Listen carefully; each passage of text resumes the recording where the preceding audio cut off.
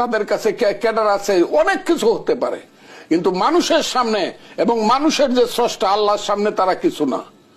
জামাত ইসলাম যদি মনে করে ইসলামের তারা ইসলামের শক্তি না। বাংলাদেশে ইসলামের শক্তি, রিয়েল শক্তি, যাদের মাজার গুলা তারা ভেঙে ফেলতেছে, তারা হলো রিয়েল ইসলামিক শক্তি, যারা আহলে সুন্নাতুল জামাত।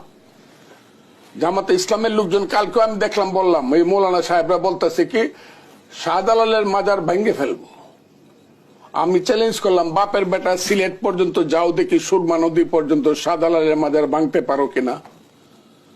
যারা মনে করতেছে যে এটা বাংলাদেশ না, জামাতে ইসলাম কোন ইসলাম না, ইসলাম হলো এদেশে আসছে সুফিবাদের, হলো অনেক কথা, আমি সেই কথাগুলো বলতে চাই না। সুফিবাদের মাধ্যমে প্রথম ইসলাম, এই বাংলা ইসলাম আসছে, প্রথম আসছে আজমির শরীফ, খাজা বাবা মঈনুদ্দিন চিশতি রহমতুল্লাহ আলাইহির নেতৃত্বে ১বিংশ শতাব্দীতে। আসছে দিল্লিতে খাজা নিজামুদ্দিন আউলিয়া, বখতিয়ার খাকি। আসছে বাংলায় শাহ সুলতান হযরত শাহজালাল ইয়ামিনী রহমতুল্লাহ আলাইহি। আসছে চট্টগ্রামে বাইজিদ বুস্তামি, কুমিল্লায় কল্লা শহীদ গেসুদারাজ শাহ নাসিরউদ্দিন।